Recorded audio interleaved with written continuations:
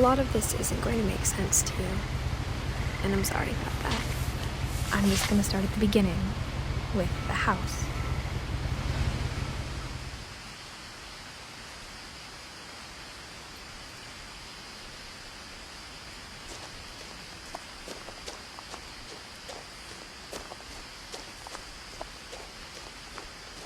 I lived here until I was 11, but I wasn't allowed inside half the rooms.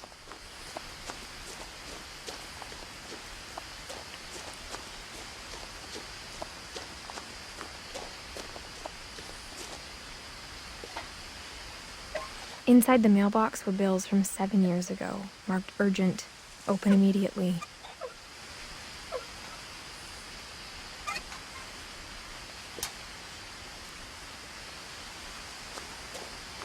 I hadn't been back since my brother Lewis's funeral.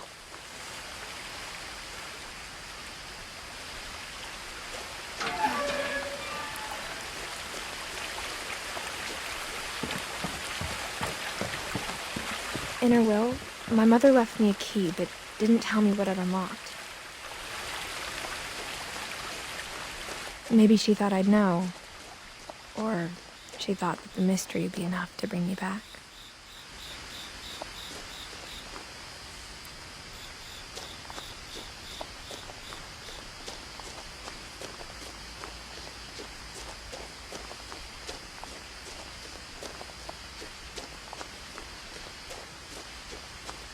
No one had driven this way in a long time, but I saw a few hoof prints.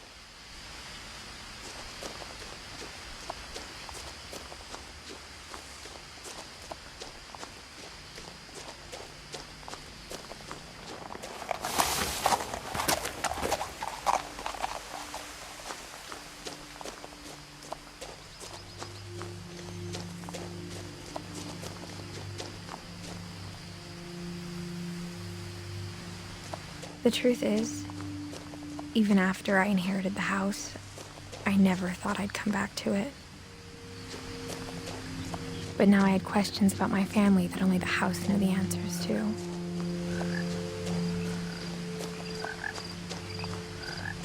The house was exactly like I remembered it, the way I'd been dreaming about it.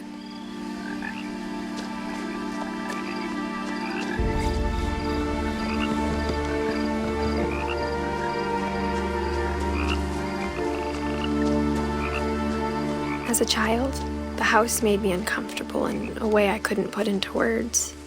Now, as a 17-year-old, I knew exactly what those words were. I was afraid of the house.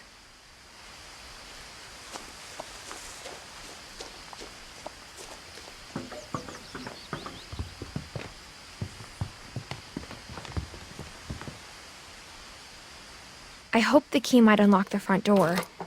It didn't.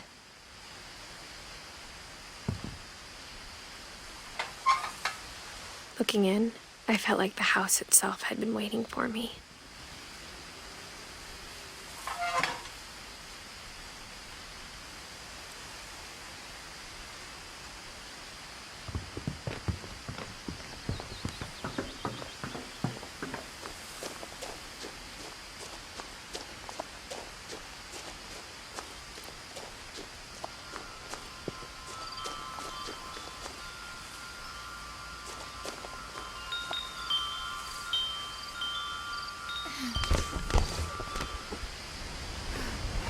Crawling through the doggy door used to be a lot easier when I was 11.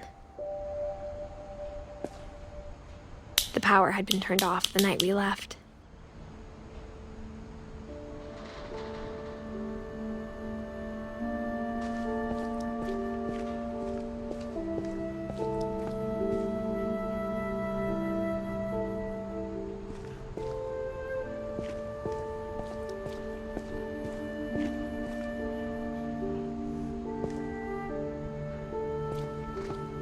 For the first time in years,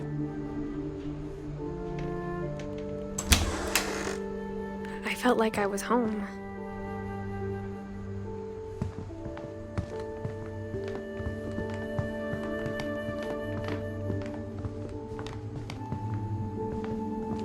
Nothing in the house looked abnormal.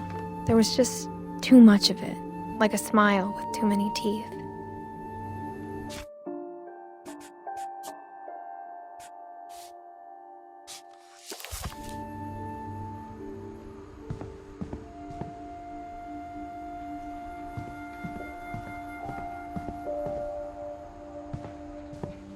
A lot of things got left behind in the whirlwind of that last night.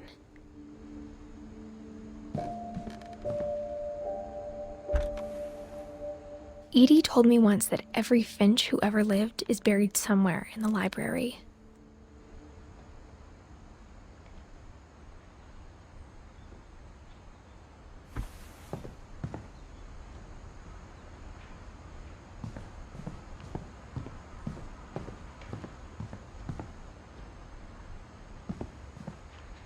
Mom always told me to stay out of the basement, so I wasn't too surprised when the key didn't fit.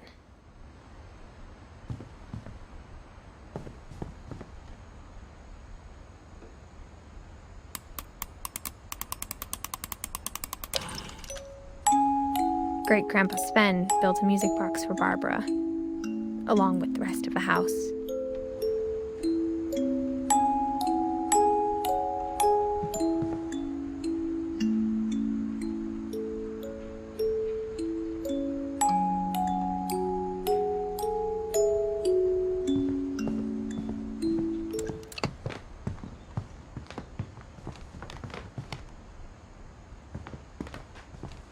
The table was still a wreck from the night we left. It was like a bomb had gone off, killing everyone but sparing the furniture. My mom was the only one of us who could imagine Great-Grandma Edie living in a nursing home.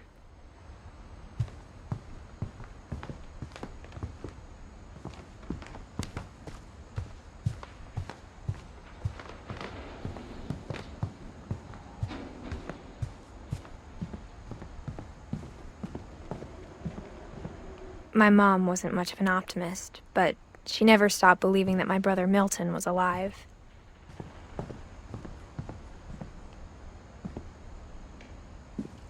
After Milton disappeared, Mom sealed up all the bedrooms. Then Edie retaliated and drilled peepholes.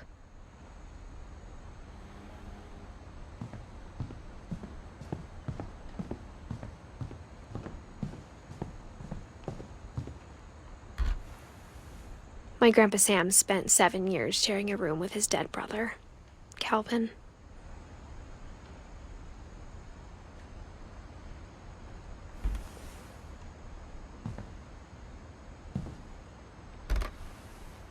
As a kid, I just assumed every house had peepholes and sealed rooms you weren't allowed inside of.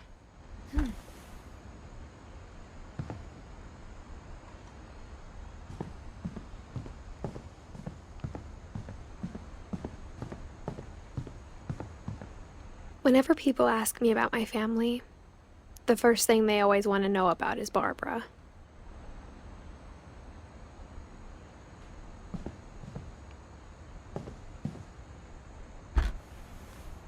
Barbara was a child star for 2 years, until America grew out of it.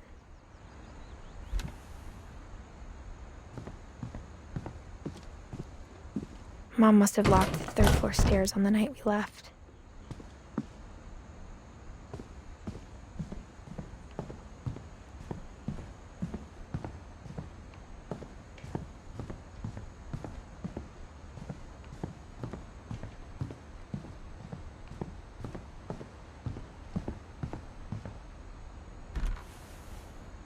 Molly always seemed like a girl I could imagine being friends with, if she hadn't died in 1947. I spent a lot of time playing in Great Uncle Walter's room. I think my mom sometimes regretted not sealing it up. Louis told me there were secret passages, but I never believed him.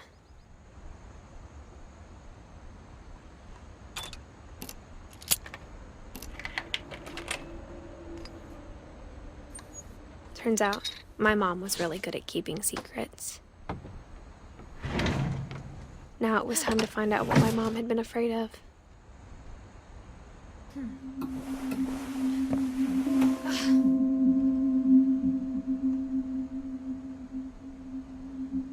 From the paintings on the wall, it was clear my brother Milton had been here before me. Reading this, maybe it sounds like I had a plan. But I had no idea what was behind that door.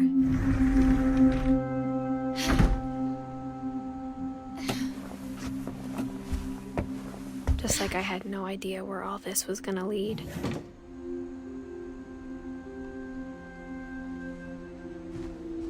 I grew up looking at Molly's room through the peephole.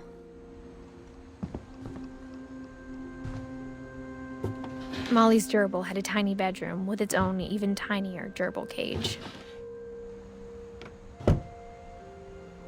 Being inside for the first time, I felt like I'd stepped behind a painting.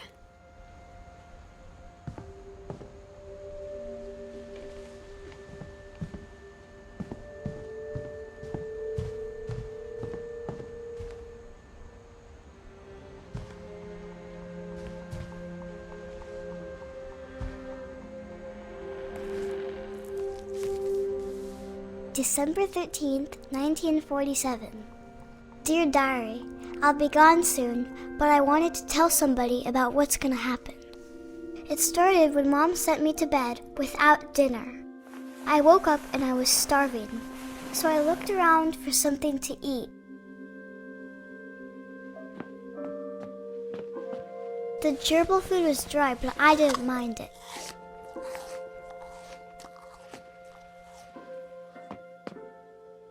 My Halloween candy was all gone.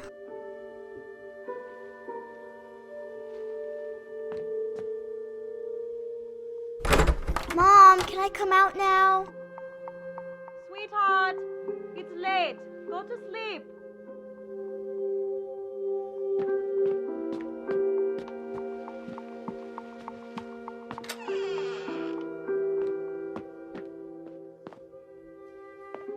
I kept eating and eating.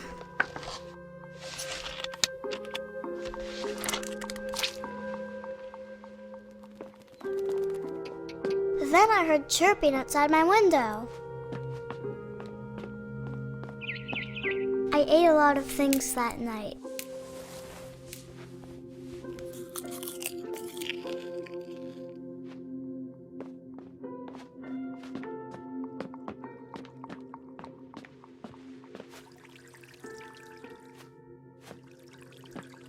I thought about eating Christopher, but I held back.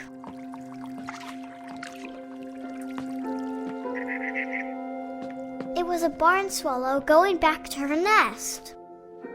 I reached out for her.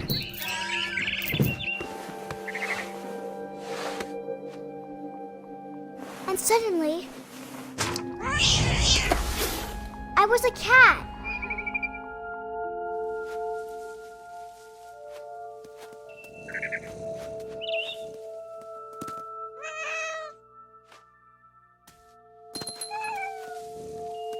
I tried to be quiet, but the bird was really scared.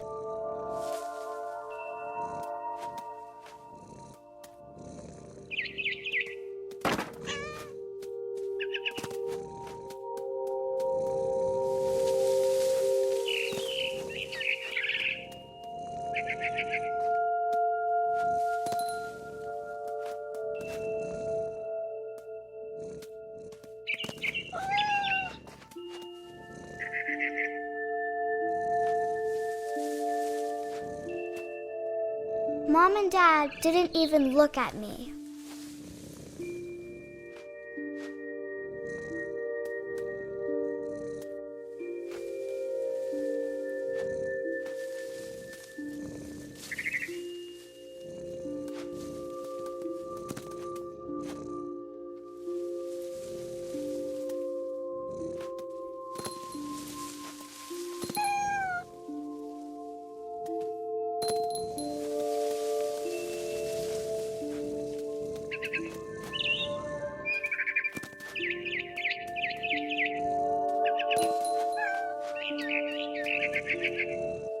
I jumped and I almost got her.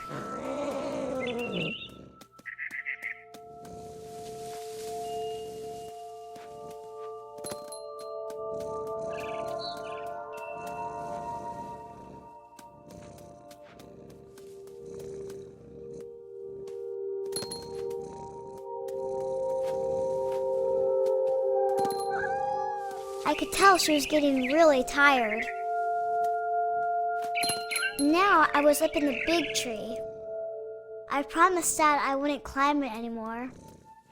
All I cared about was eating that mama bird.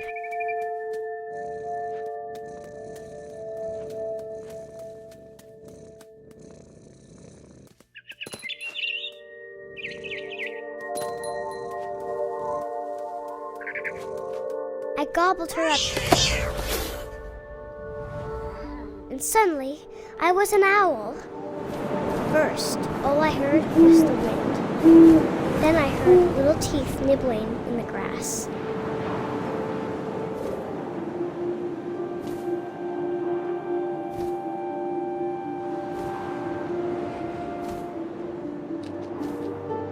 Rabbits.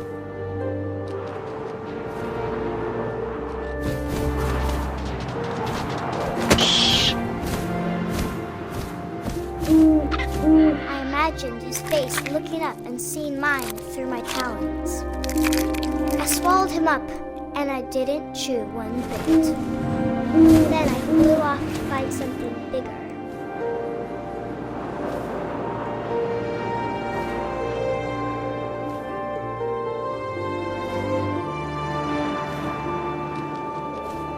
A mama rabbit.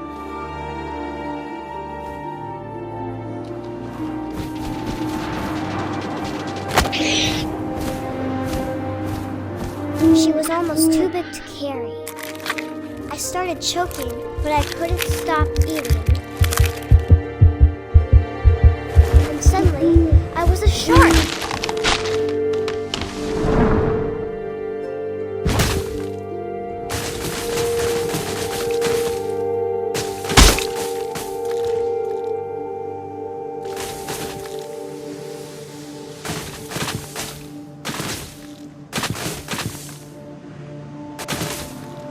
I rolled off a cliff and into the ocean.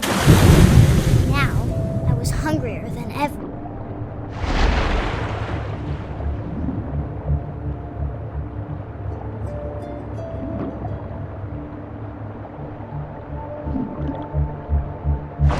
I wanted fat, juicy seals.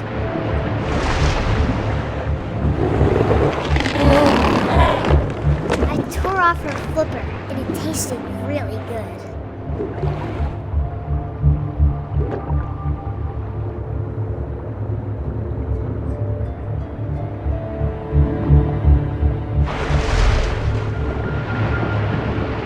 I grabbed on tight, but I was so hungry, I jumped out of the water.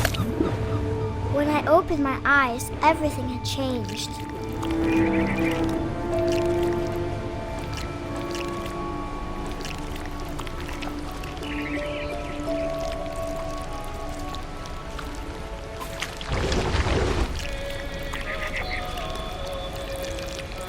Now I was a monster, and I smelled people everywhere.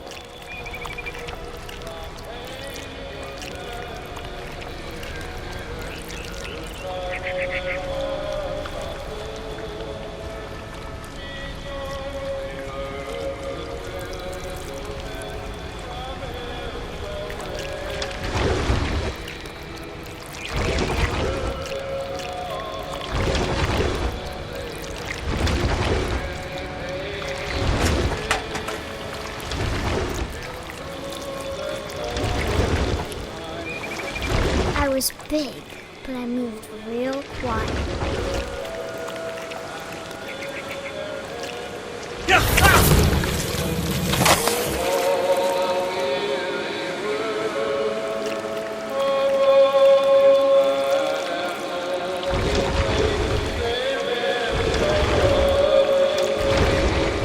I wanted to stop, but also I didn't.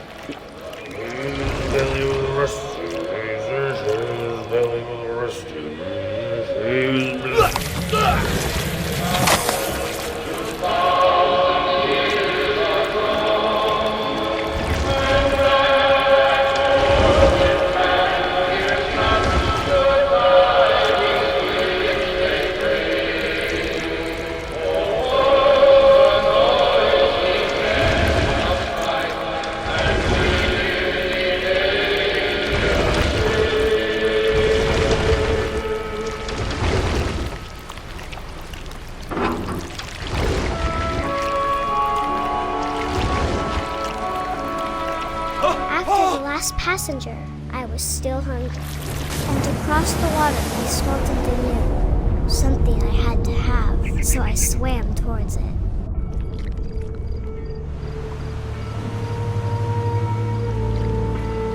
I slithered onto the sand, and the good smell went into an old pipe.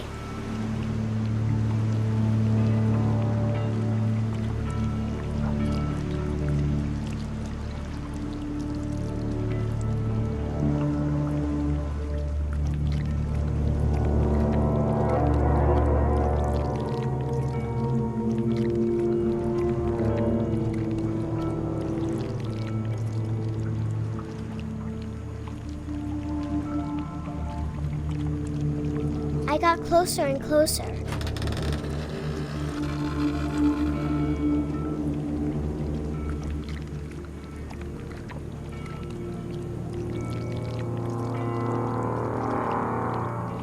All my stomach started growling. And suddenly, I was me again. I held my breath for a long time, but I couldn't hear anything. I think it's waiting for me to fall asleep.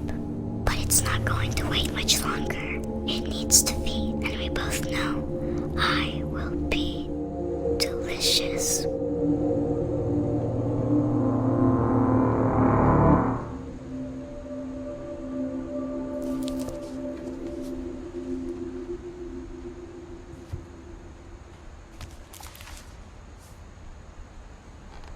I'm not sure if I believed all of that, but I'm sure Edie would have.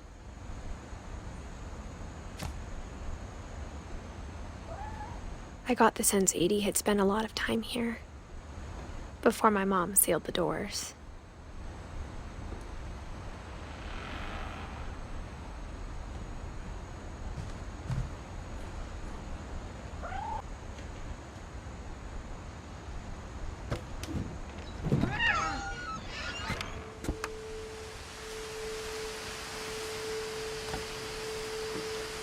This will be obvious later, but my mom never told me any of these stories. Edie would have, but Mom didn't like bringing up the past. Though, when we adopted a stray kitten, she was the one who named it Molly.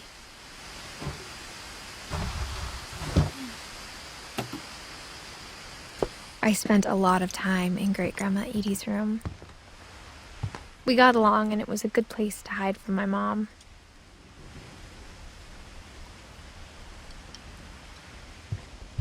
Her room was like a museum.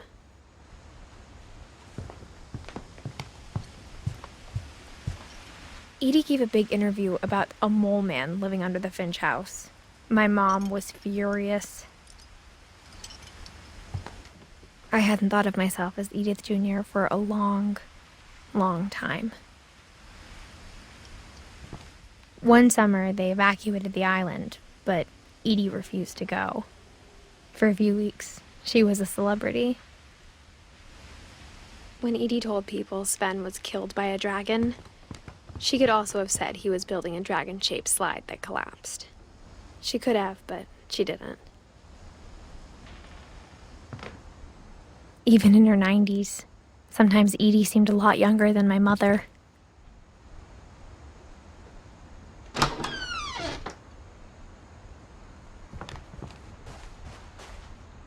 The only trace Grandpa Sam's first wife, Kay, left on the house was the pink bathroom. It was a pretty big trace.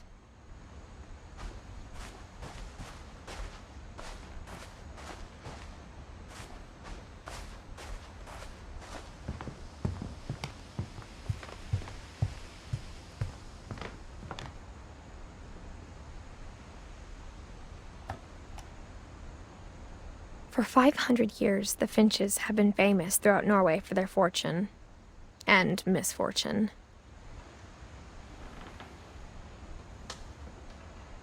Odin Finch buries the latest victims of the family curse, his wife Ingeborg and their newborn son, Johan. On January 7th, 1937, he set sail with his family and his house, hoping to leave the curse behind. But 40-foot waves off the coast of Washington send the house and Odin to the bottom of the sea. Odin's daughter Edie, with husband Sven and baby Molly, step ashore on their new home, Orcas Island. Odin Finch is the first to be buried in the new family cemetery. His daughter Edie is already dreaming of a new Finch house.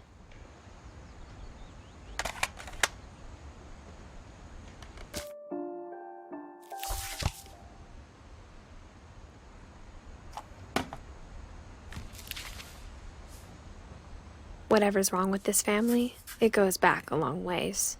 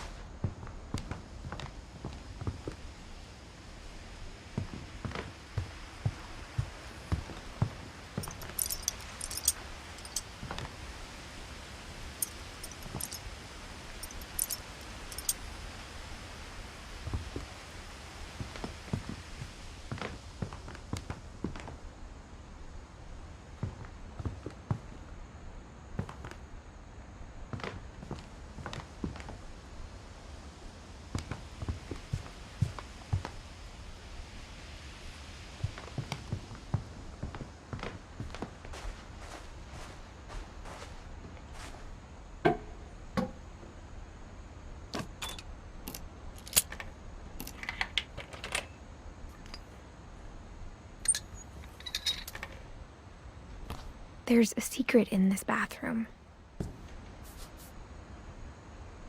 It's in the last place you would look. It isn't in the cupboard. It's hidden in this book.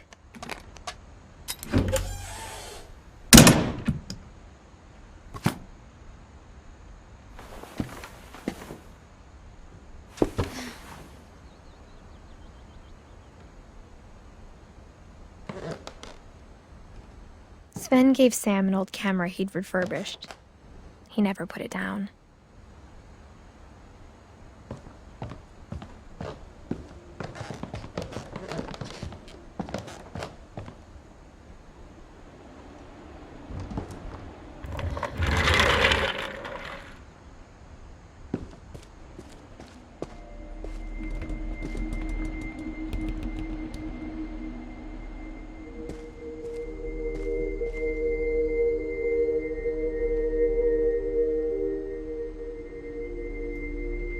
I knew Grandpa Sam had a twin, and that he never talked about him.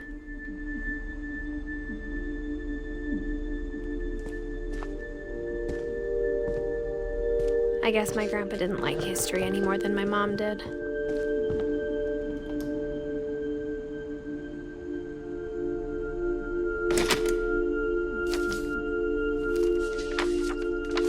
How I Want to Remember My Brother by Sam Finch. The thing I remember is that when he made up his mind, that was it. My brother said he'd die before he ate another mushroom, and he did. At Barbara's funeral, we swore we'd never be afraid again, and he wasn't. I think Calvin always wanted to fly.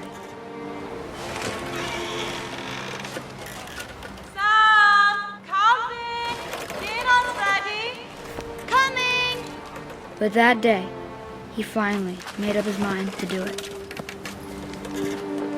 I told him going around was impossible.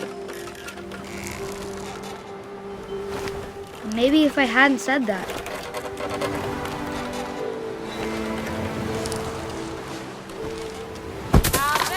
I'm not gonna tell you again. maybe if the wind hadn't picked up, then maybe he'd still be here. But I doubt it. I think he'd already made up his mind. That's what I want to remember about my brother.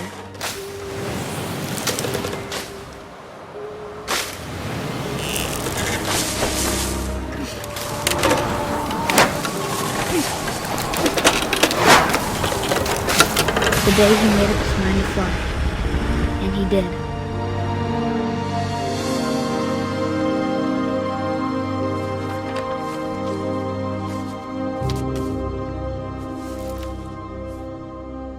Calvin's story felt strangely familiar.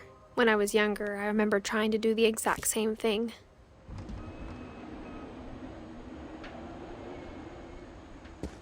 After the funeral, Edie roped off Calvin's half of the room.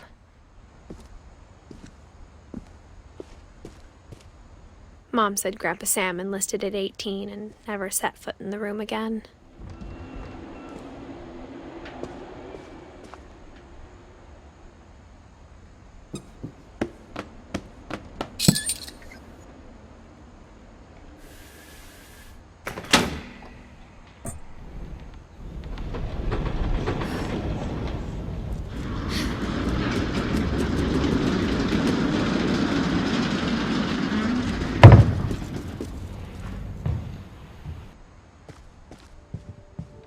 The passages were a pretty tight fit. They'd obviously been built for smaller hands and bellies.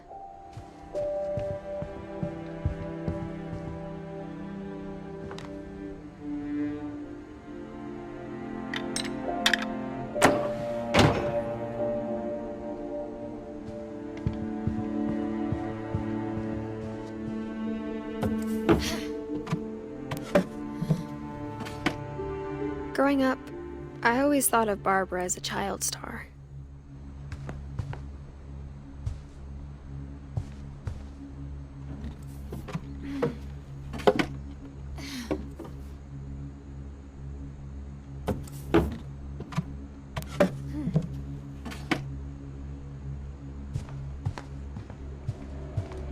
I never thought about how hard it must have been for her afterwards.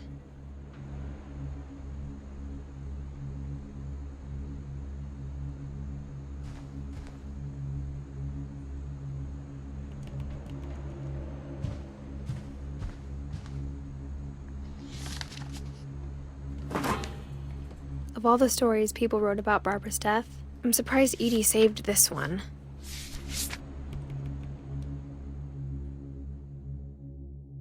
Old Jack here with another ghastly tale inspired by America's most unfortunate family.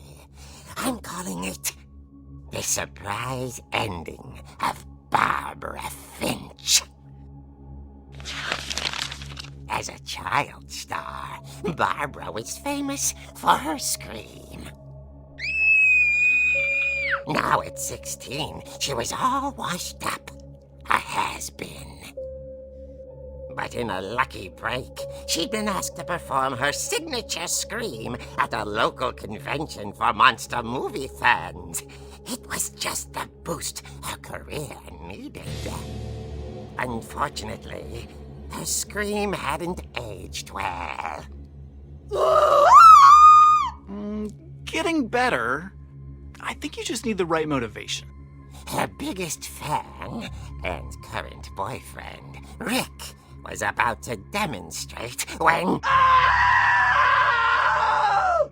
Now that was a great scream. It was Barbara's father, Sven. He'd slipped into a table saw and had to be rushed to the emergency room. So Barbara got stuck babysitting her youngest brother, Walter. Her convention comeback was cancelled. Okay, I'm hearing frustration, but I'm not hearing terror. What if I tried... A gang of hoodlums in Halloween masks have been terrorizing Orcas Island tonight. Police are urging residents to... That came from the basement. You're right! Also, I loved your delivery on that. Why is your basement door locked? Because my dad likes making puzzles and secret passages. There's a key hidden in the music box. The secret is to keep winding and winding until finally the key pops out. Thanks, babe. I'll be back in a sec.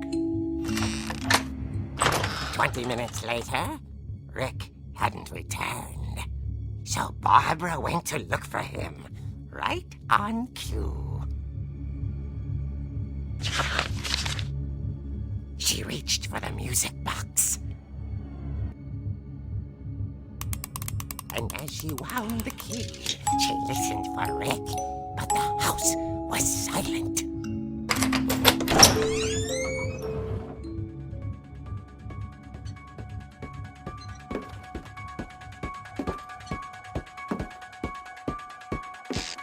She found Rick's crutch and imagined the worst.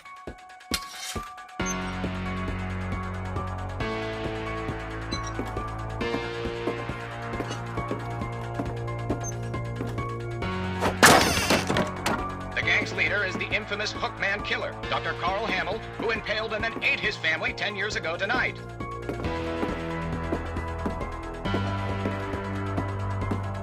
The old fridge rattled and grew still. Oh dear! Oh! Rick? Barb, relax. I was just trying to scare you to help you find your scream. Well, I'm not scared, Rick. I'm furious. Then act furious. All I'm getting from you now is that you're hurt and confused and She threw him out, but she kept a little something to remember him by. Barb, have you seen my other crutch? And she was still holding it when she fell asleep watching the late picture show. Hours later... Barbara! Walter, what's going on up there? Ah! Okay, I'm coming up, but if this is a trick, you're dead, Walter.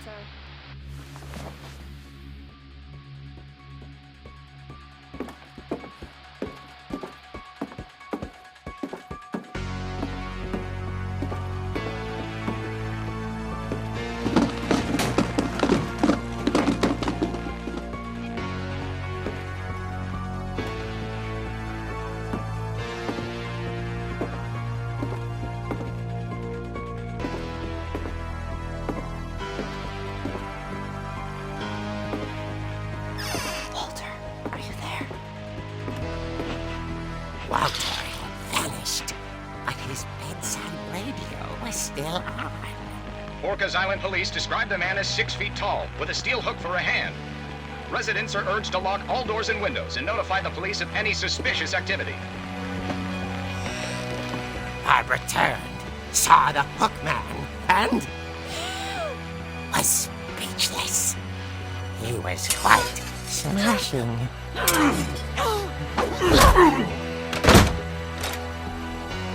And he was. He couldn't get enough of Barbara. Okay, Barbara, there's gotta be another way out of here. That night, she played her part beautifully.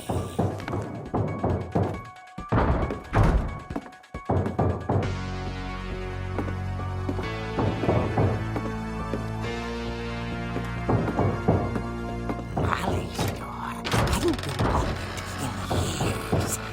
The hinges groaned.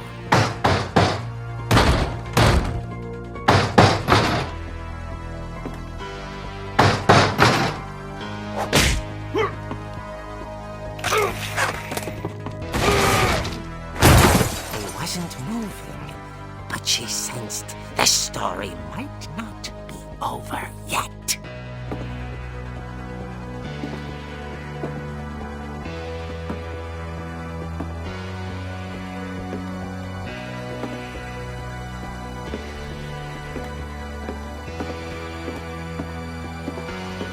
The hookman had vanished. She listened for his breathing, but all she heard was...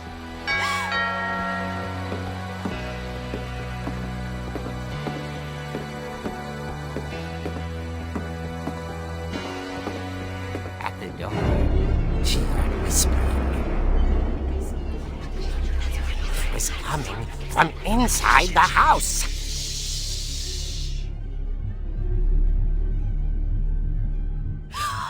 Oh dear. The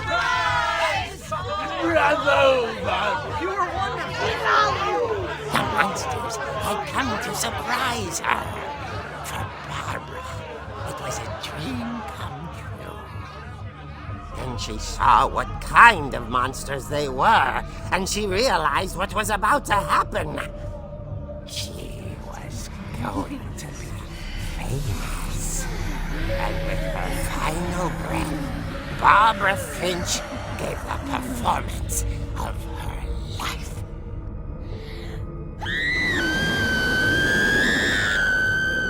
I wasn't there myself, but I hear Barbara was magnificent. Poor girl. She had a taste for stardom. But unfortunately, so did her fans. Of course, the police blamed it all on poor Rick, who disappeared the same night. And little Walter? Hiding under his bed the whole time. He took it all pretty hard, but that's another story. As for Barbara, tucked inside the music box is all they ever found of her. Her ear. Now that's what I call a real eerie tale.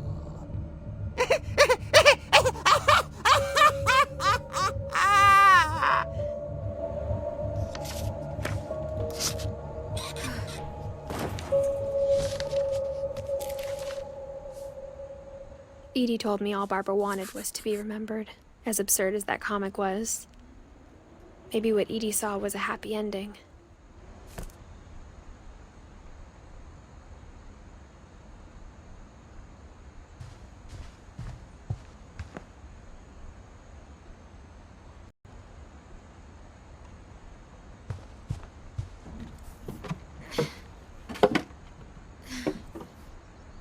I guess now I know why Mom didn't like me playing with the music box.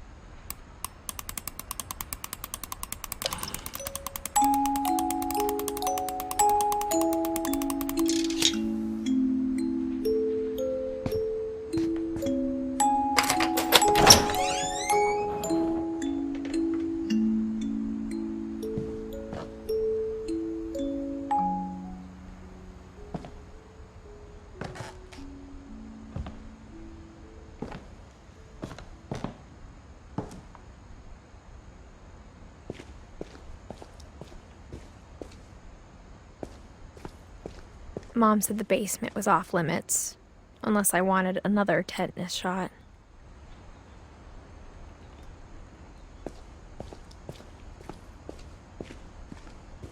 I saw Edie sneak down to the basement once, carrying packages.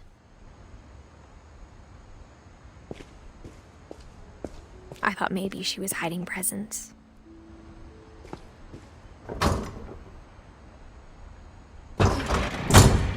It turned out she was hiding a lot more than that.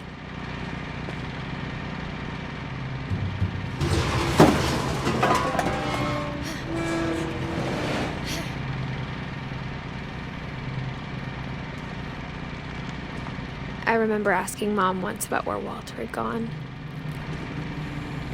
She said after Barbara died, he got as far away as he could. If there's a pattern in all these stories, I think it's that none of us has gotten very far.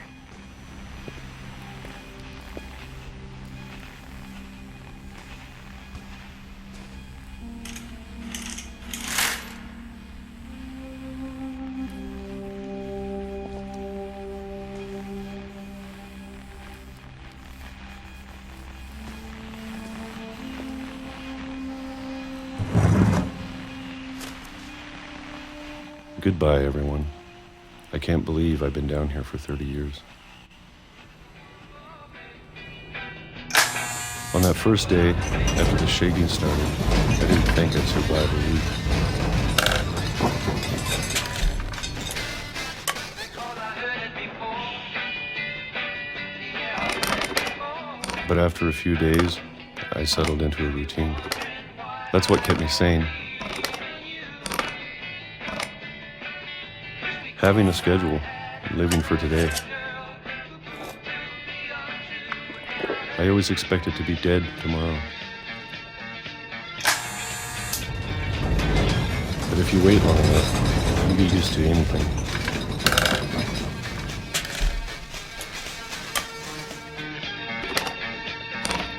Even a monster on the other side of the door starts to feel normal. Almost friendly.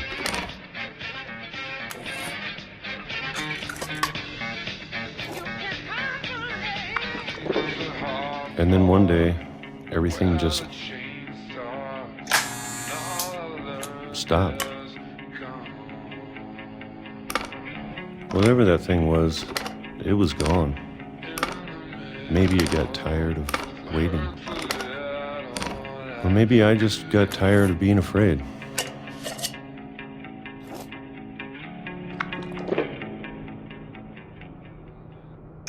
It's been a week now, the longest in 30 years. I'm done waiting. I have to leave while I still can.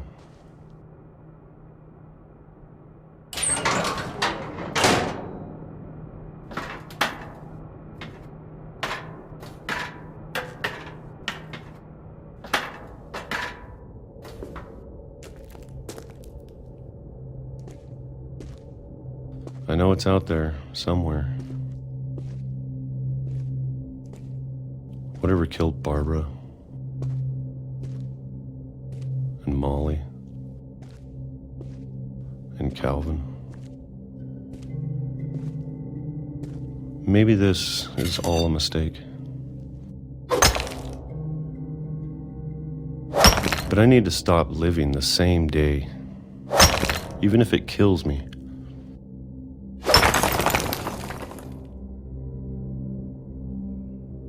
Whatever's out there, I want you to know I'm ready for it. I'm going to appreciate all of it, especially the food.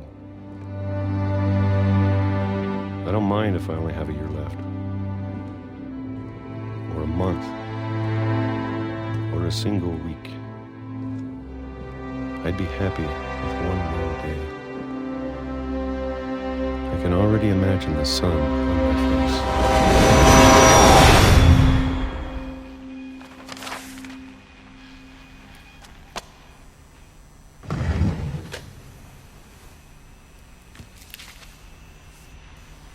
Walter died when I was 6. I can't believe my mom never told me he was down here.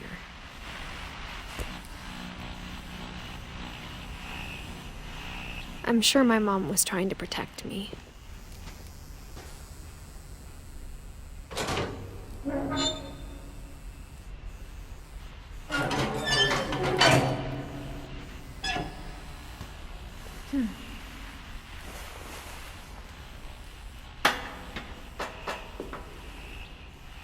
Maybe she was afraid I'd end up like Walter.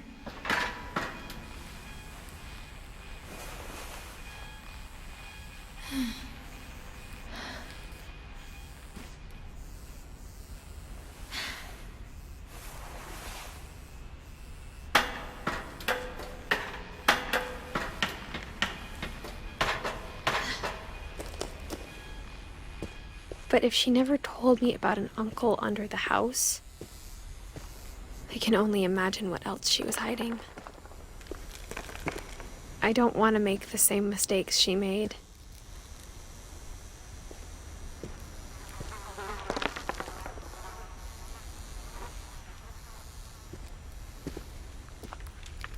Trying to bury something that's still alive.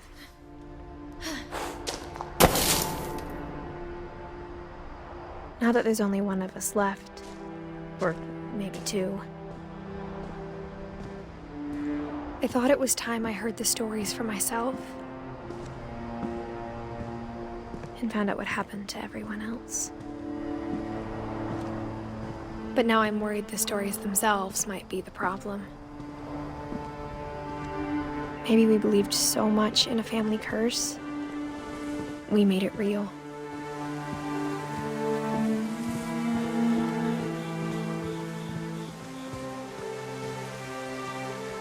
I don't know if I should even be writing this.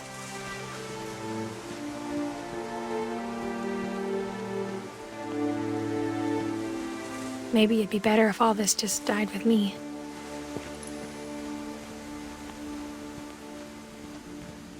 But I thought you should know about your family.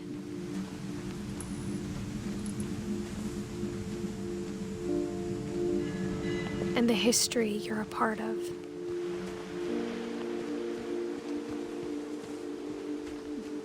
Though to be honest, I feel as lost as you probably do right now.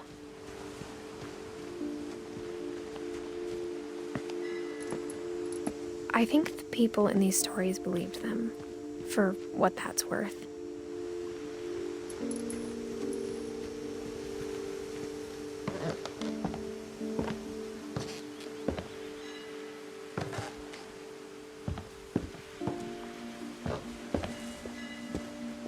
And when you look at the house, that history of imagination and stubbornness and madness, any of it seems possible.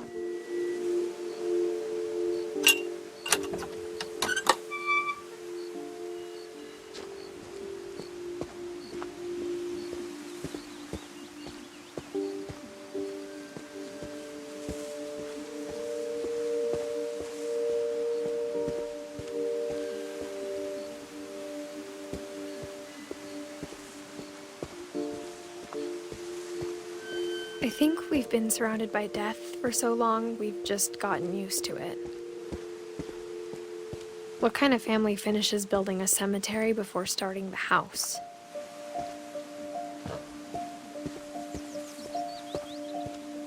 It's embarrassing for me to admit this, but the pet cemetery made me more uncomfortable than the human one. 3 of the gerbils were mine, and 2 had been my fault. Sven built the house, but it was Edie who designed the cemetery.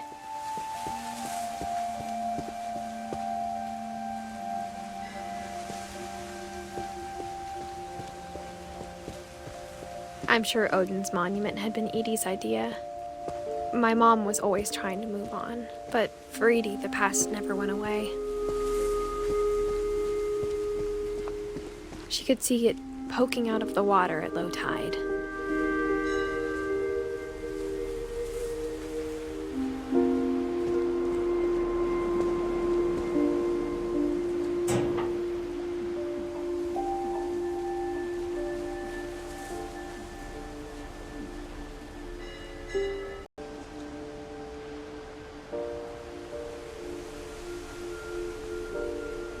Edie said she dreamed about the old house every night.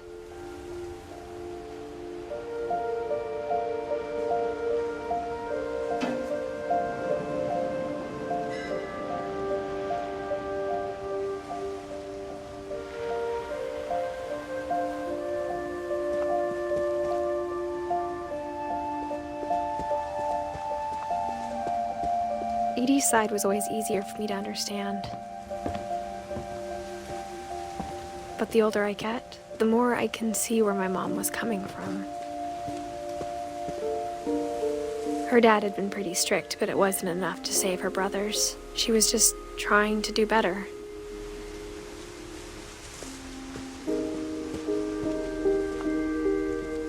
She lost 2 of her brothers, just like I did.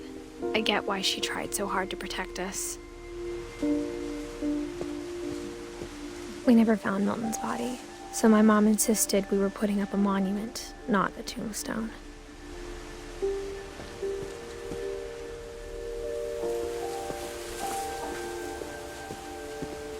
There's so many things I wish I could ask my mom now. Part of me thinks this is what she wanted all along. For me to come back someday and find everything out for myself.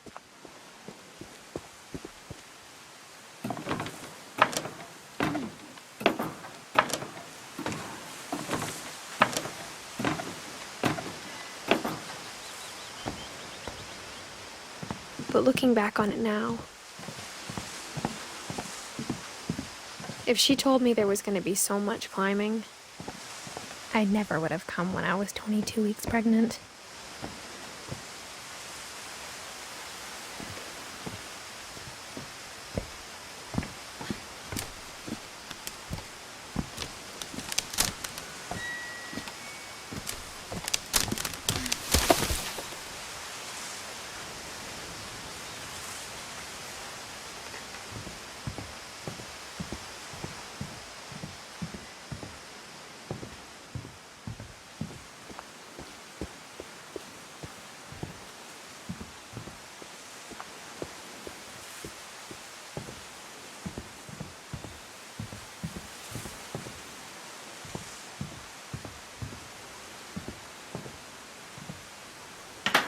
I never met Grandpa Sam, but I think he and my mom had a lot in common.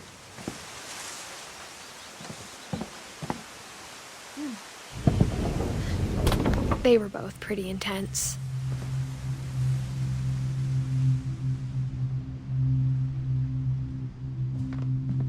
Sam spent his life shooting photos, but Mom said he got nervous being in front of the camera. I guess we're all afraid of something.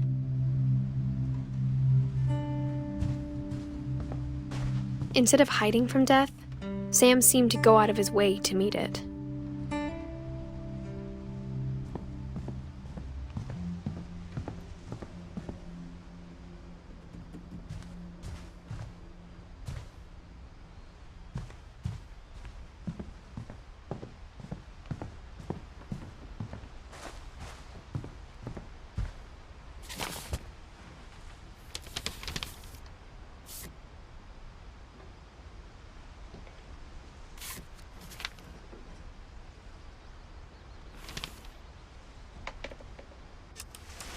Dawn, I promise, you'll never forget this weekend. Yes, sir. These memories are gonna last a lifetime.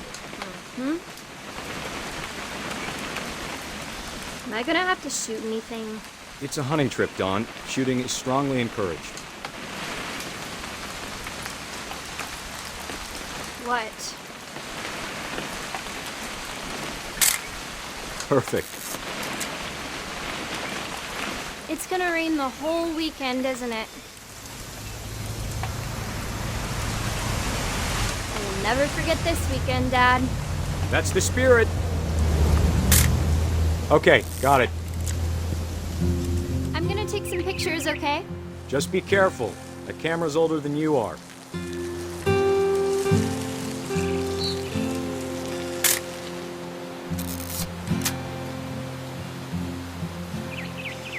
You're right, Dad. It's starting to clear up. Still freezing, though.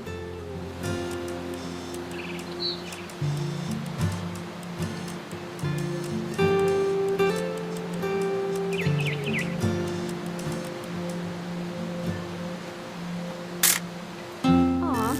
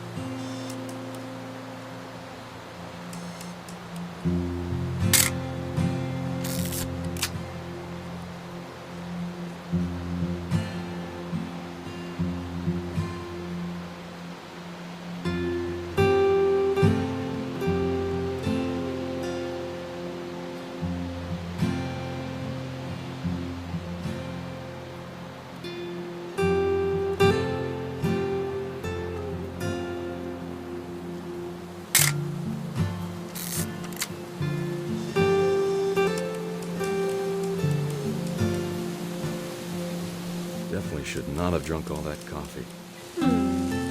Hold still while I take a picture of you. Hey! That's a keeper. I'm just saying, I'm not always gonna be here, Dawn. You'll need to remember this stuff, if you want to survive. I'll be fine, Dad. You know who else thought he was gonna be fine? Some guy who died. Dawn, I'm being serious. I know, Dad. You're always serious. Doesn't being out here make you want to chill out? Well, to tell you the truth, I haven't been out here in 20 years.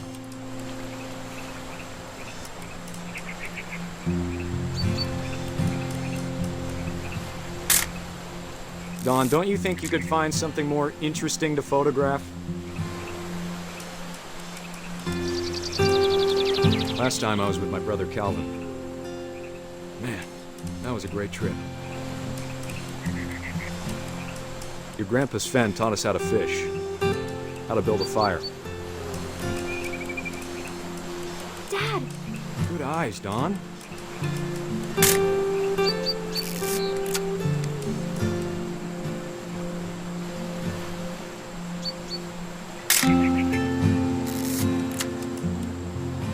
Before you take the shot, let me get a picture of it.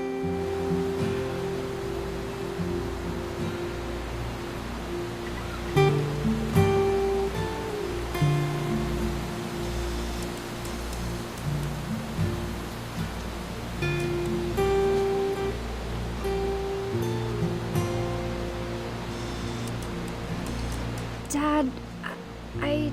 Just breathe. Turn off your imagination. Focus on your target. Let me get behind you. Do I have to do this? Dawn, you don't have to do anything. But if you want to survive, you'll need to be strong.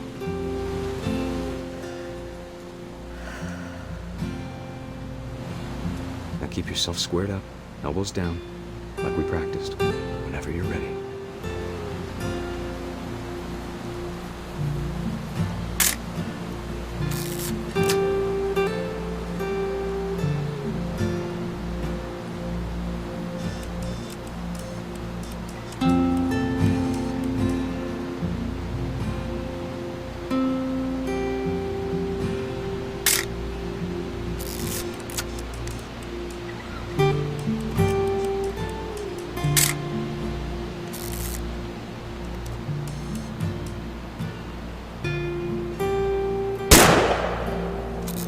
Great shot, Dawn!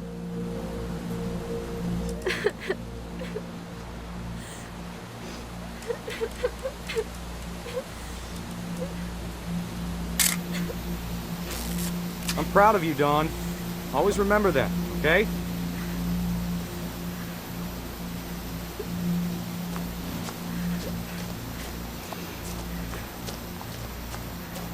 Sorry, Dawn, just gotta reset the timer.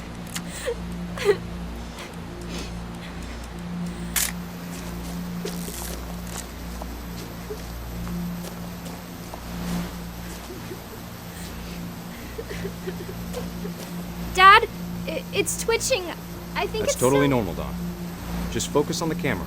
Try not to think about... Dad!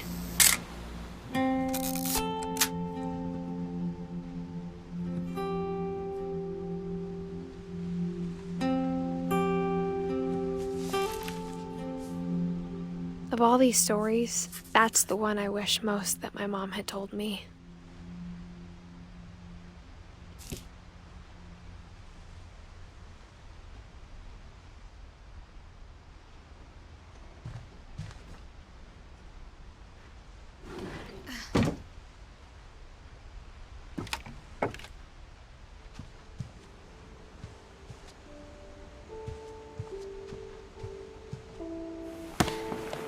After Sam died, my mom and Edie got really close. They'd both lost a lot.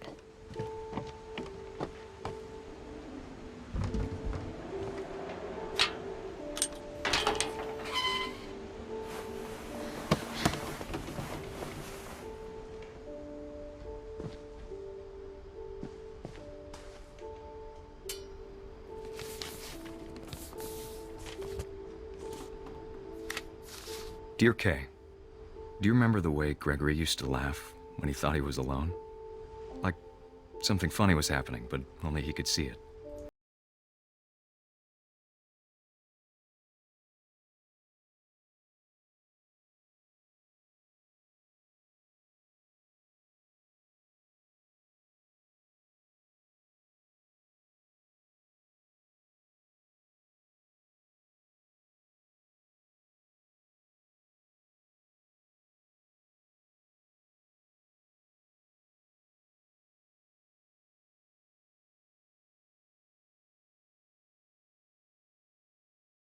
Bend over, Gregory. It's time to... Hold on, sweetie. Hello? Sam, I told you I don't want to talk right now. I wonder what he saw.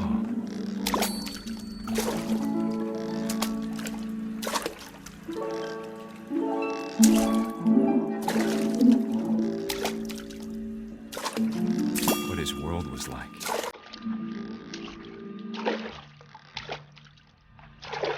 He reminded me so much of Calvin. in his imagination.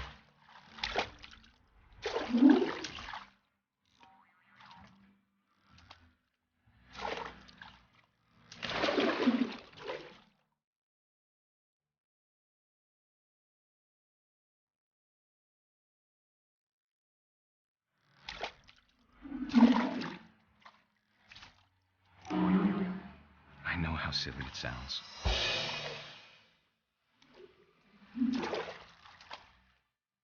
But I'm worried about a baby being too happy.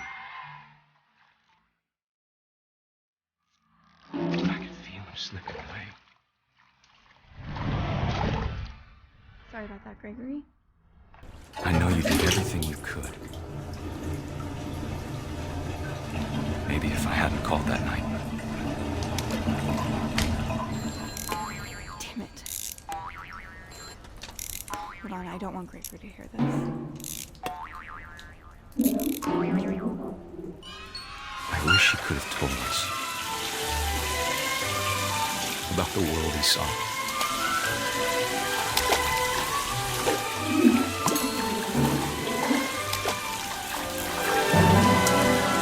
There's so much I don't understand about Gregory, about everything.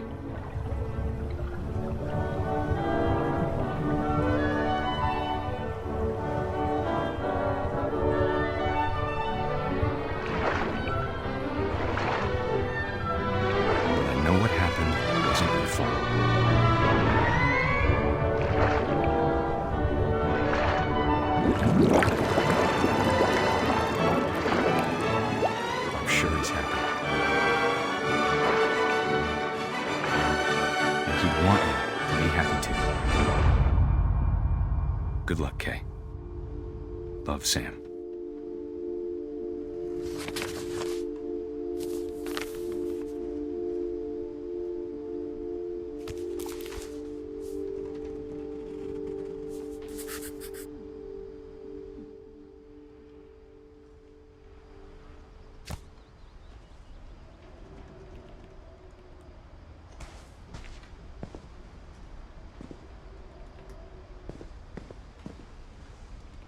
I can't imagine my mom ever writing poetry, and yet... A poem for Gus, who always said the wedding was a bad idea.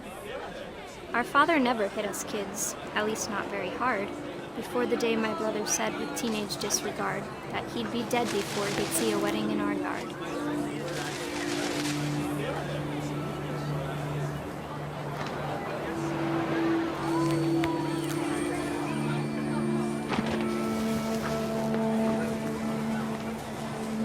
My father made him come, of course, but Gus stood far apart, just flew his kite and bottled up the storm inside his heart.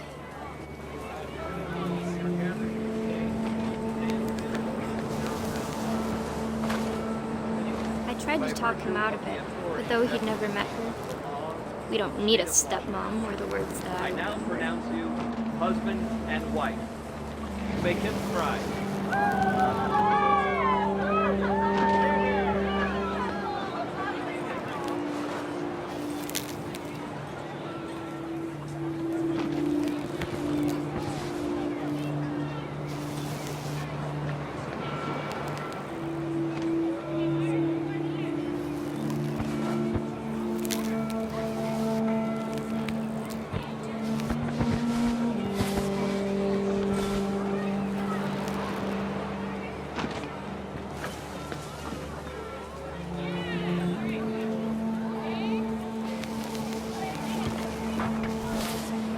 When the time for photos came, Dad ordered him to come here. But Gus declined and as a sign held up his middle finger.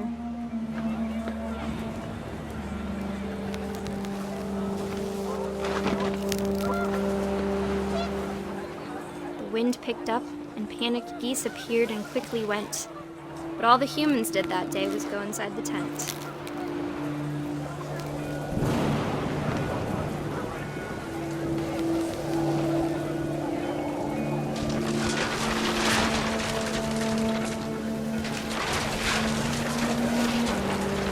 rain came down in buckets then, but no one seemed afraid that nature might destroy the tent our dad had crudely made.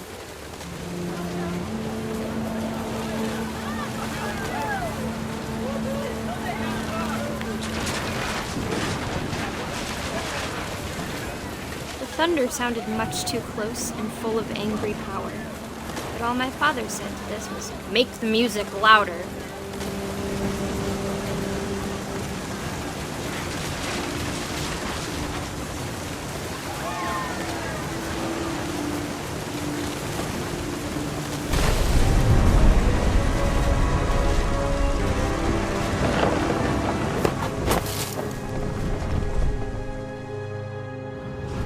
I wish that I could truly say I thought about you on that day.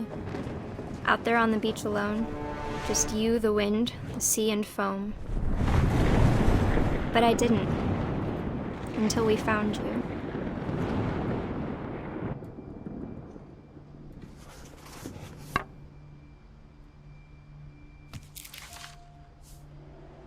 She never talked about him, but Mom told me once if I was a boy, they were going to name me Gus.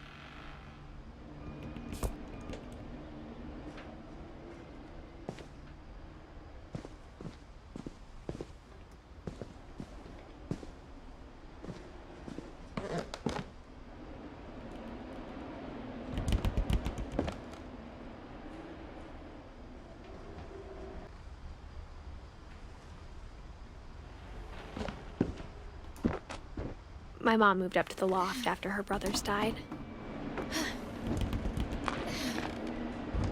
At the time, it was as far away as she could get.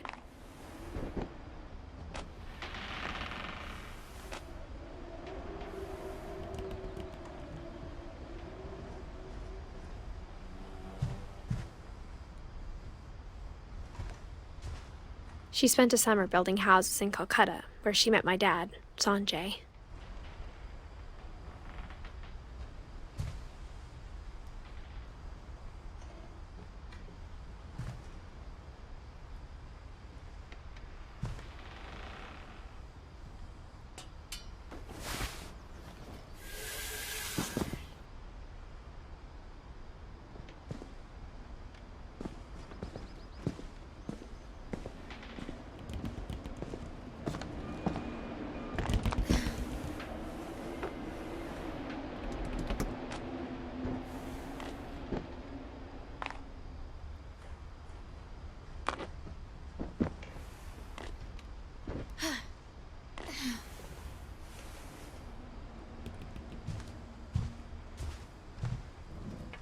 My mom moved to India a week after graduation and got a job teaching English.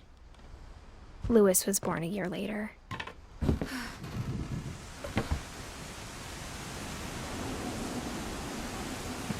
When my dad died, I don't think Mom knew where else to go. I'm sure Edie was happy to have her back.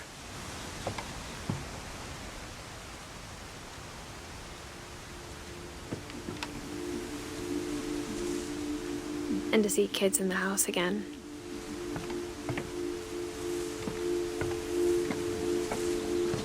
The house had to get a little bigger, but Edie was used to that.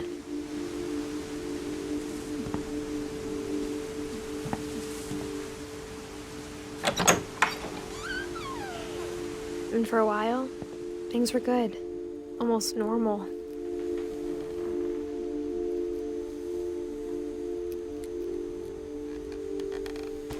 But it didn't last.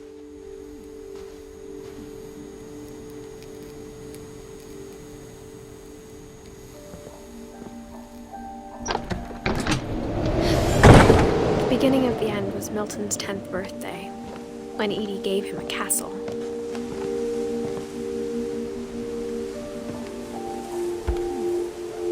After Milton disappeared, the only thing he left behind was a room full of paintings.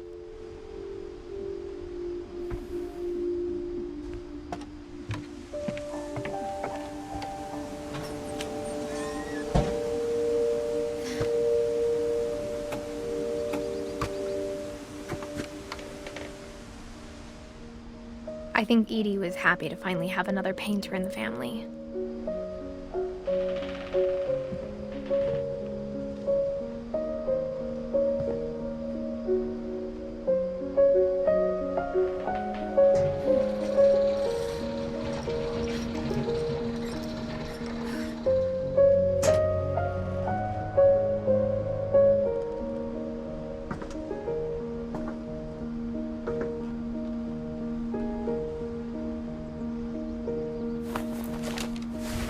Milton Finch in The Magic Paintbrush.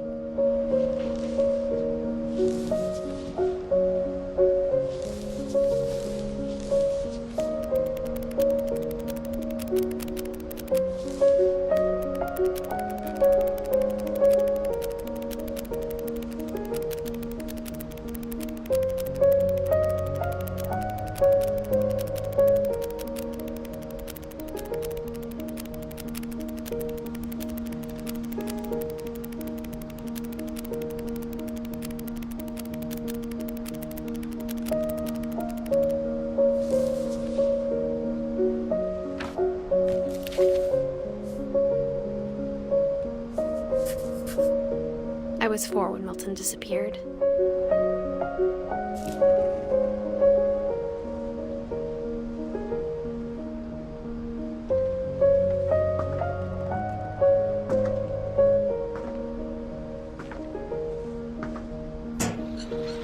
Mom spent months searching for my brother. Then she sealed the doors.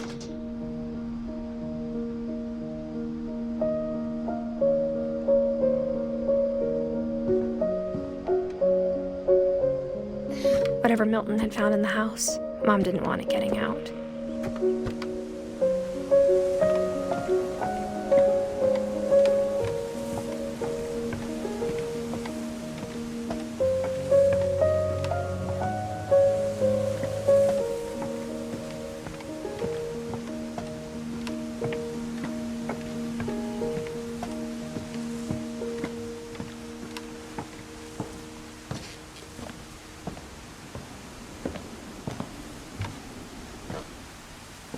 Mom definitely blamed Edie, but I think Louis blamed himself. After he graduated, he just spent more and more time in his room, until Mom got him a job at the cannery.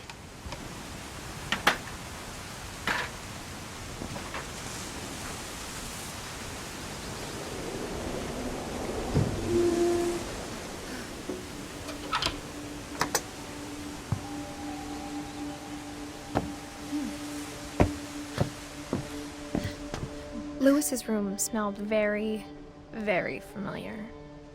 That part of him lived on.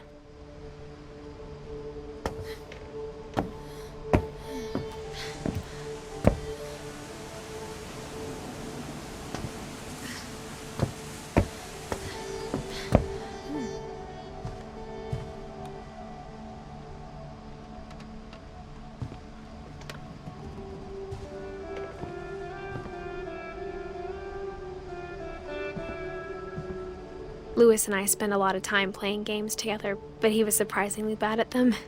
He died a lot.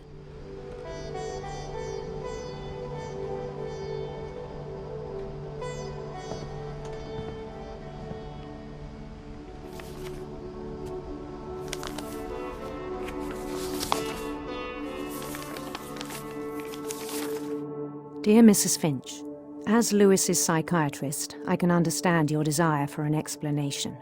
As I see it, the trouble began in January, shortly after we convinced your son to seek treatment for substance abuse. Newly sober, I believe Louis first noticed the monotony of his daily life.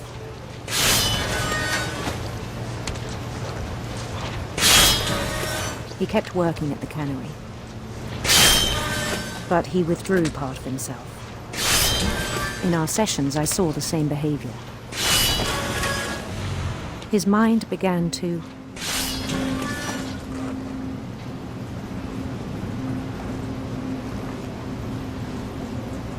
wander.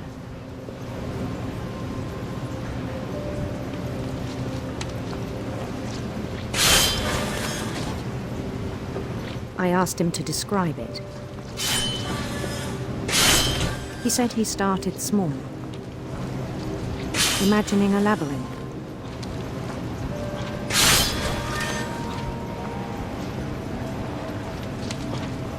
He'd feel his way about. Then something moved. Bats. And toads.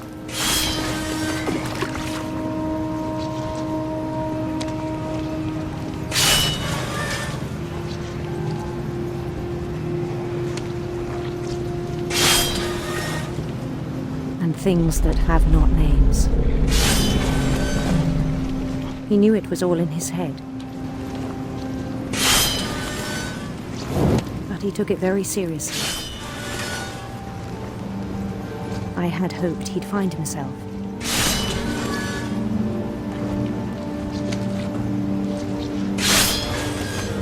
But he found something more.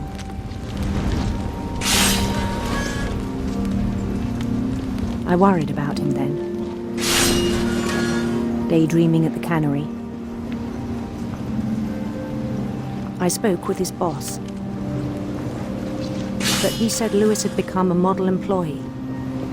Methodical, tireless, focused.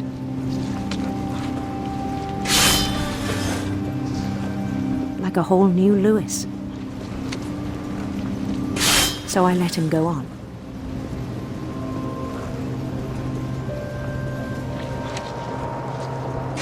I even encouraged him. It seemed very promising at first. He told me he'd made a new friend.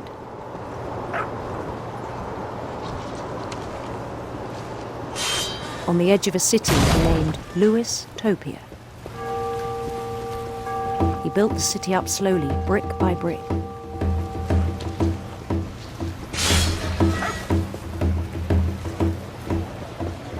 Then he made musicians.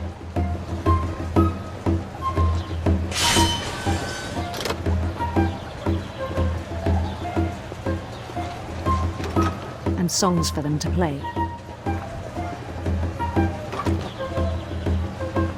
He talked about starting a band.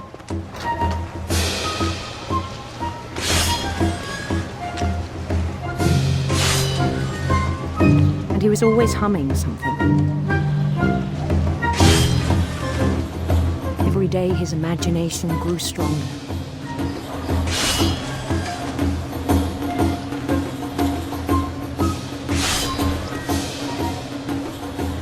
He no longer spoke at the cannery. But his chopping was as reliable as ever. Then one day it struck him that all the cheering crowds, even the stones under his feet, were all in his imagination. So he could do whatever he wished.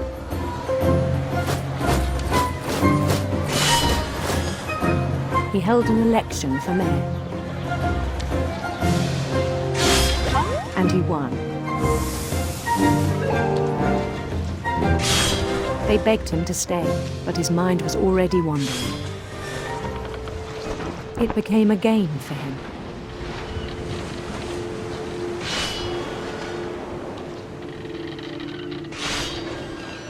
He'd conquer a city, then immediately push on. New Louisville.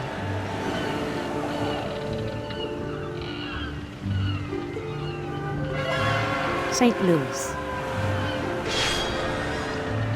He started drifting away from our reality.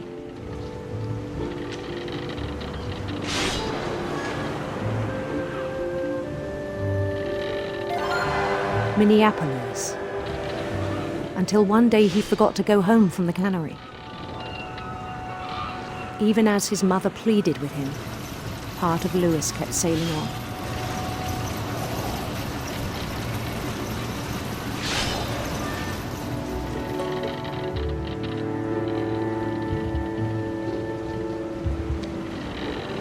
In Lewisburg, he heard rumors of a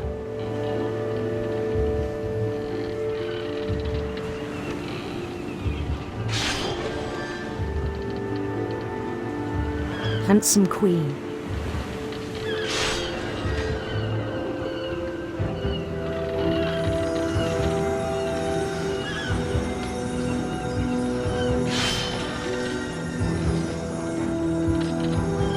The queen was on her own quest for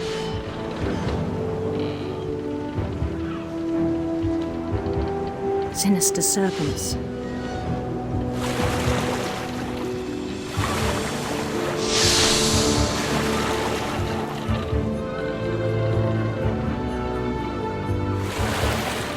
He followed the sound of her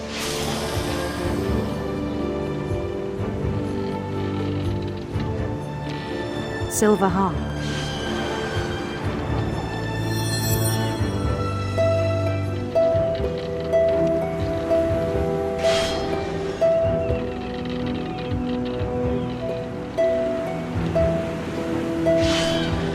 His chase led him to a golden palace east of the sun and west of the moon.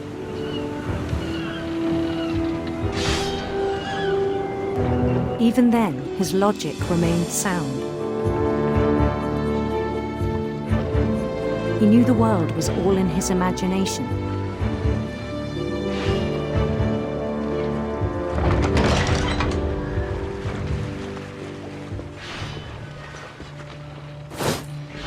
But he was so proud of having created it. In his own eyes, he'd become something greater than a king.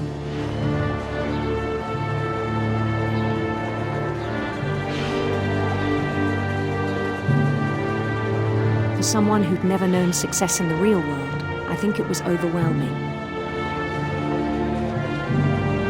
And then it struck him that the real Lewis was not the one chopping salmon, but the one climbing the steps of a golden palace.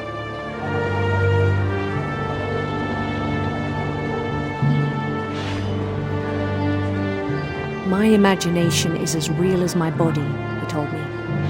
It was hard to argue with him.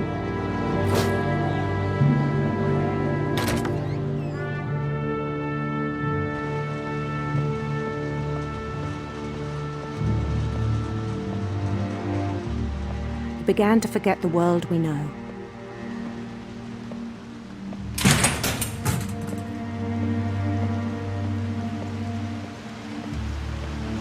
I think it pained him to remember Lewis, the cannery worker.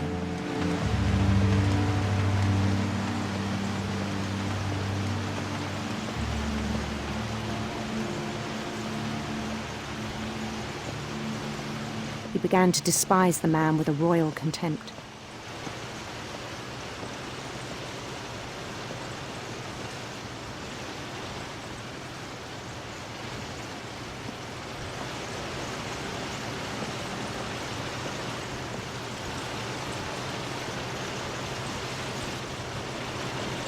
I still thought I could save him. Even after he said he was being crowned king over all the lands of wonder. The palace would be packed with his companions.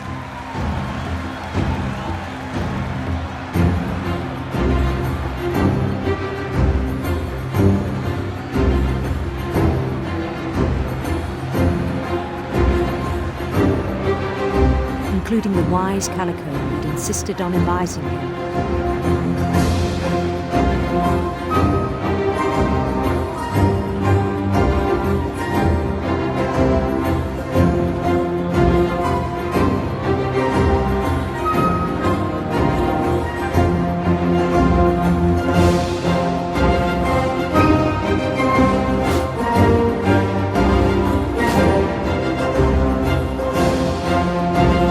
Queen waited, holding his crown.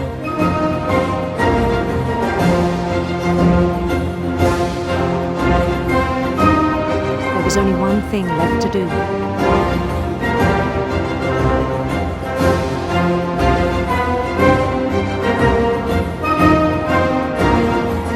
Bend down his head.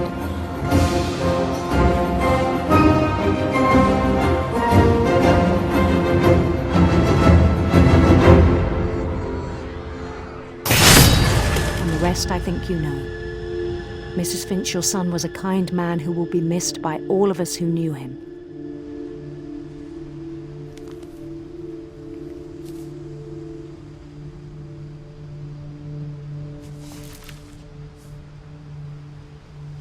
My brother was really cool.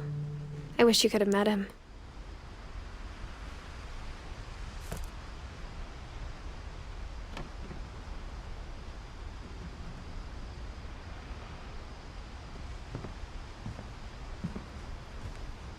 He was so proud of being Indian. I think for him, it was a way to be Something other than just a Finch.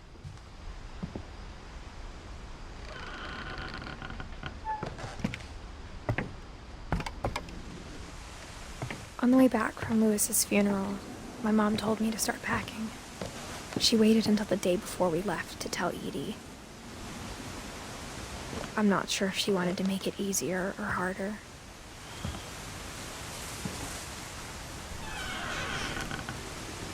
I wish we'd stayed. But I understand why we left.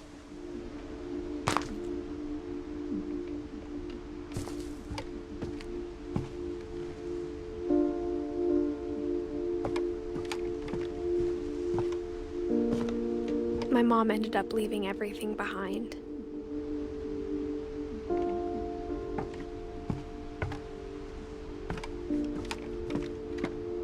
What happened that night had been coming for a long time. Maybe it should have come sooner.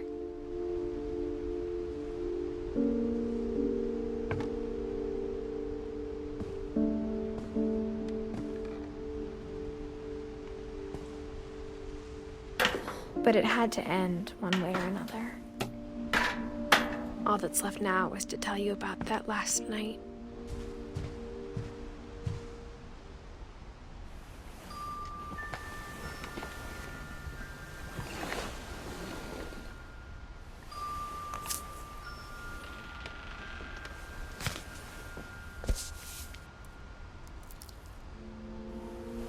That whole last day, Edie just watched us pack and didn't say a word. Until supper, when she raised her glass and said, "To our final night together, and all our final nights apart." Grandma, you know what I said about alcohol. Some of your medications are very Edith, specific. I left a present for you in the hallway. Why don't you go open it? The grown-ups have to argue now. I'm sorry, you're right. We're all leaving tomorrow. Let's just enjoy our last... I'm not leaving. Edith, you're excused.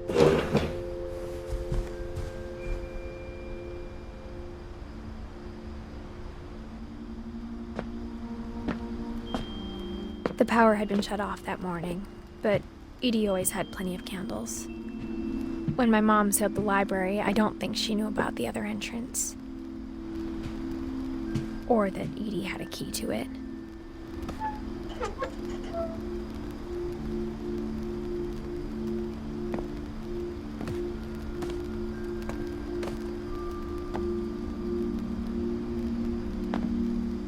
That thing you're afraid of isn't going to end when you leave the house.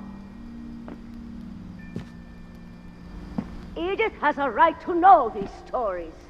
My children are dead because of your stories. I think it's best if Edith and I leave tonight. We'll have the nursing home send a van for you in the morning, okay?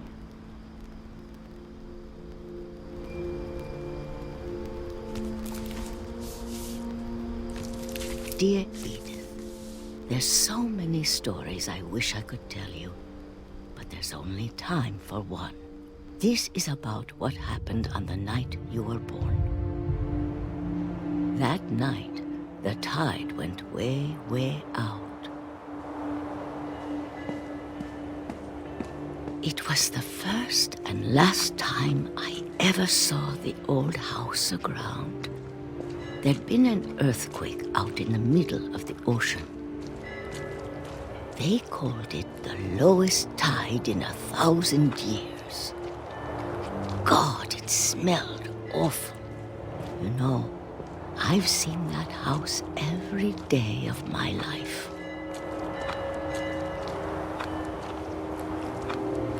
But I never thought I'd go back to it. When the fog rolled in, I lost my way.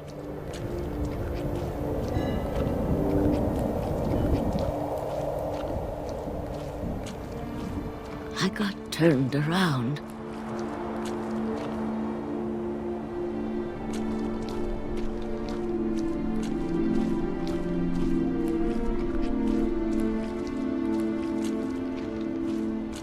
For a while, I wandered.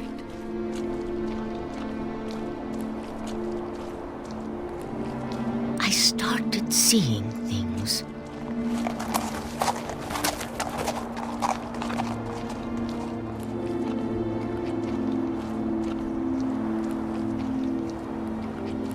Things I'd forgotten had ever existed.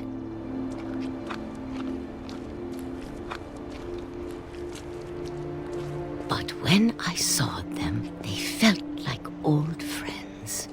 That night, a lot of things came back to me.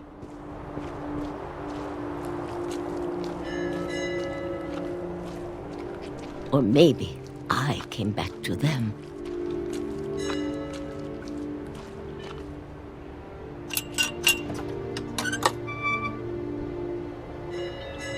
Things I can't explain, but that I need you to try and... Edith, what are you doing in here? It's mine. Edith! Mom, you're gonna rip it! Let go! I kicked and screamed, but Mom dragged me to the car. I never saw Great-Grandma Edie again.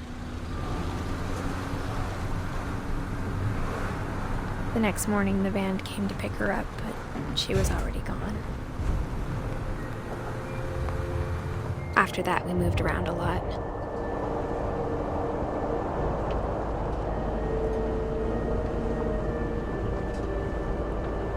We both tried to make the best of it.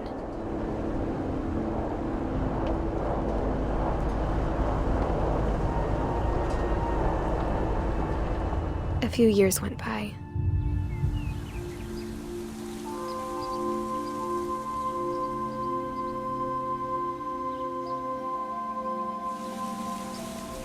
My mom didn't like to talk about it, but she started getting sick a lot. The rest happened pretty quickly.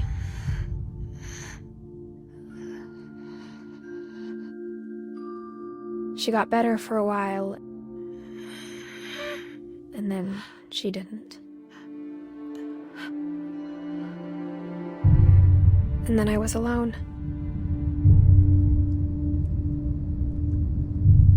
The last Finch left alive.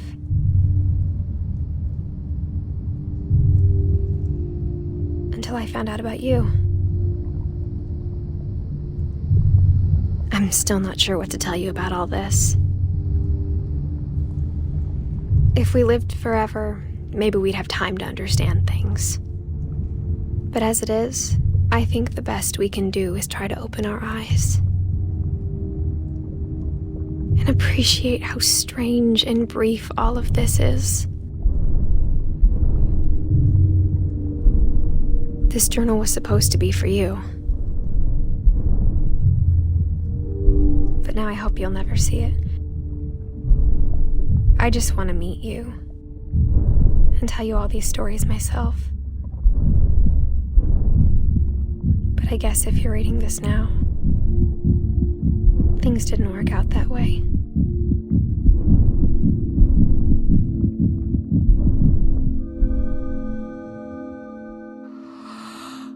This is where your story begins. I'm sorry I won't be there to see it. It's a lot to ask, but I don't want you to be sad that I'm gone. I want you to be amazed that any of us ever had a chance to be here at all. Good luck.